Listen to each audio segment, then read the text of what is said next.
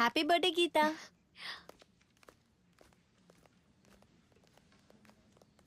Happy birthday Geetha. Party எப்போ? சரி, okay, பாய். சின்ன குழந்தைங்களை வாடகைக்கு எடுத்து சிக்னல்ல பிச்சை எடுக்கிறவங்கள என்கரேஜ் பண்ற இளைஞர். ஏண்டா அடுத்த எலெக்ஷன்ல நீ போட்டி போட போறியா என்ன? நான் ஏன் எலெக்ஷன்ல நிக்க போறேன்? இல்லனா ஏன்டா இப்படி ஒரு பப்ளிசிட்டி? அரசியல்வாதிகளை விட நீதான் அதிகமா வர பாரு. ஆனா இதுல அவர் தப்பு எதுவுமே இல்ல, அவர் பேரண்ட்ஸ் தான். ஏன்னா அவருக்கு காசு கொடுத்து என்கரேஜ் பண்றாங்க. அந்த பொண்ணு சொல்றது கரெக்ட் தான்டா. உனக்கு யாருக்கு தானம் பண்ணணும், எவ்வளவு தானம் பண்ணணும் தெரிய மாட்டேங்குது. நாளையில இருந்து உனக்கு பாக்கெட் பண்ணி கட்டு. அப்புறம் அவன் செலவுக்கு என்னங்க பண்ணுவான்? தப்பு அப்பாது இல்லம்மா, அந்த பொண்ணோடது. காட்டுறேன், நான் யாருன்னு காட்டுறேன்.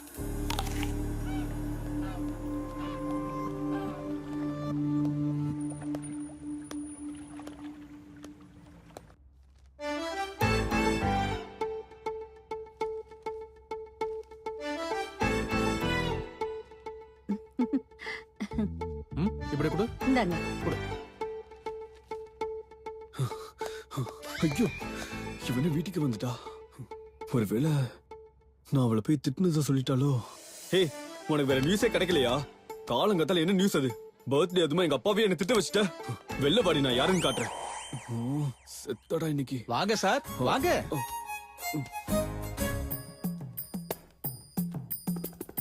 God bless you.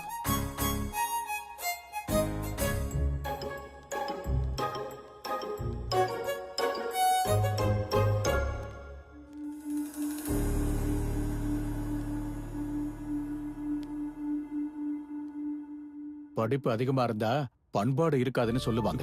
நான் அந்த பொண்ணு ஒண்ணுமே சொல்லப்பா. நீ சொல்லலேங்கும் போது தெரியுது ஏதோ சொல்லி இருக்கேன்னு. எவ்வளவு வருத்தப்பட்டா தெரியுமா? பாவண்டா, அவ அப்பா அம்மா இல்லாத அனாதை, சரியா பேச கூட வராது. அப்படிப்பட்ட பொண்ணை கண்டபடி பேசுறதுக்கு உனக்கு வாய் எப்பறம் வந்தது? நான் ஒண்ணுமே பண்ணல.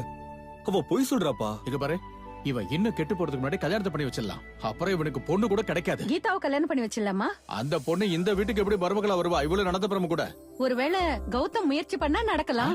அந்த நல்ல விஷயத்துக்குலாம் இவன் ஏன் ட்ரை பண்ண போறான்? இப்ப புரியுது. அந்த பொண்ணு உங்க எல்லாருக்கும் புடிச்சு போச்சு.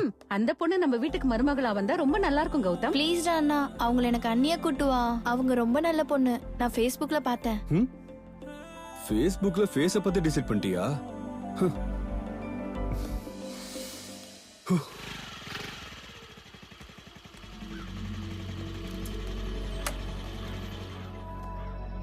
கீதா, ஒரு நிமிஷம். உங்ககிட்ட பர்சனலா ஒரு விஷயம் பேசணும். ஒரு 5 minutes ப்ளீஸ்.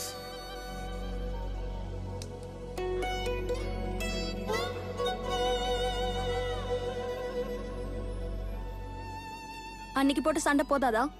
இப்ப எதுக்கு வந்திருக்க? அவளுக்கு உன்கிட்ட பேச விருப்பம் இல்லையா? கீதாவா, நம்ம போலாம். ஹே, பிரச்சனை இல்ல. Please, just 5 minutes. என் லைஃப்ல எனக்கு ரொம்ப பிடிச்சவங்க 3 பேர் தான். அம்மா, அப்பா, தங்கச்சி. அவங்க 3 பேருக்கும் உன்னை ரொம்ப பிடிச்சிருக்கு. எனக்கும் உன்னை ரொம்ப பிடிச்சிருக்கு. சிம்பிளா சொல்லணும்னா,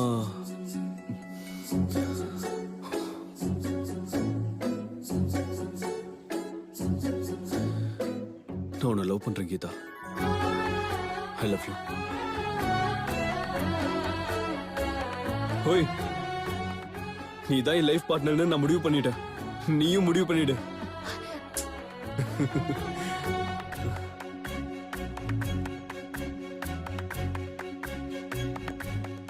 ரெக்கார்டிங் ரூம் எங்க?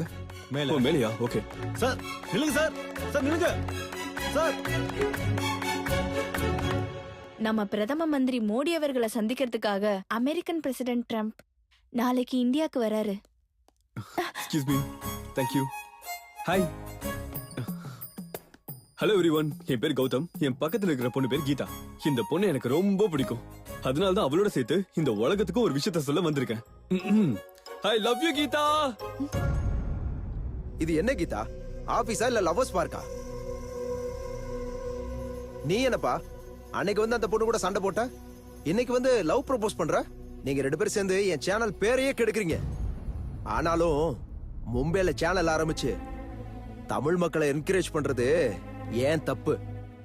இன்னொரு வாட்டி இந்த மாதிரி மிஸ்டேக் நடந்துச்சுன்னா என் ரியாக்ஷன் இப்படி இருக்காது. Mind it. ஹே லைட் எடுத்துக்கோ.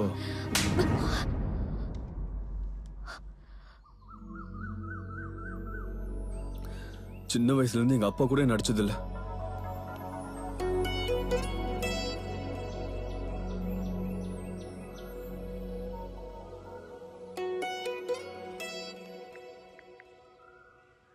நான் கல்யாணம் பண்ணிக்க மாட்டேன். எனக்குன்னு ஒரு லட்சியம் இருக்கு. இந்த மாதிரி அனாதையா இருக்கிற ஸ்வீட்டிய தத்து கொடுத்து சிண்டுவ நான் தத்து எடுத்து ஹாப்பியா இருக்கணும்னு நினைக்கிறேன். இந்த சின்ன விஷயத்துக்கு காதல் கல்யாணம் எல்லாம் வேணாங்களாமா? குழந்தை இல்லாதவங்களுக்கு குழந்தைய தத்து கொடுத்தா போதுமே. அது அவ்வளவு ஈஸி இல்ல. நான் ரொம்ப நாளா ட்ரை பண்ணிட்டு இருக்கேன். யாரும் எடுத்துக்க மாட்டாங்க. தத்து எடுத்துக்கிற மாதிரி நான் பண்றேன். அப்படின்னா பண்ணி காமி.